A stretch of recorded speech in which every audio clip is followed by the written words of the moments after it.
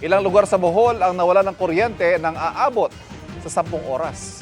Dahil din sa brownout, isang senior citizen sa Laguna ang nasawi matapos hindi makapag-nebulize. Nakatutok si Bernadette Reyes.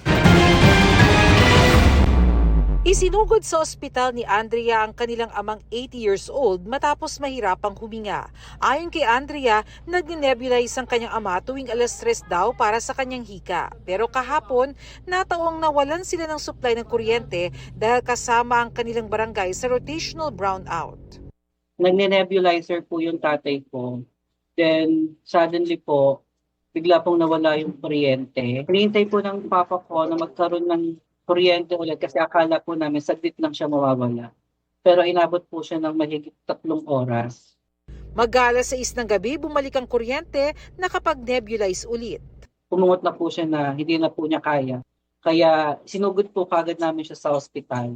Then habang palabas pa lang po kami sa compound namin, bumagsak na po yung tatay ko. Si Tatay Serafin, idineklarang dead on arrival. Sa Tagbilaran City, Bohol, 10 oras na brownout ang iniinda ng mga residente kung kailan pa naman mainit ang panahon.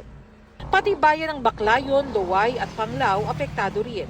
Ngayong araw ayon sa NGCP, naka-yellow alert ang Visayas grid mula alas 5 ng hapon hanggang alas 8 ng gabi. Normal naman daw ang Luzon at Mindanao grid. Makawala tayo for the weekend. Ay, Inaasahan natin na makabalik yung Batangas plant Oo. by today unless hindi po makapasok yung Batangas plant or may dumagdag pang plantang biglang pumalya. Bernadette Reyes, Nakatutok, 24 Oras.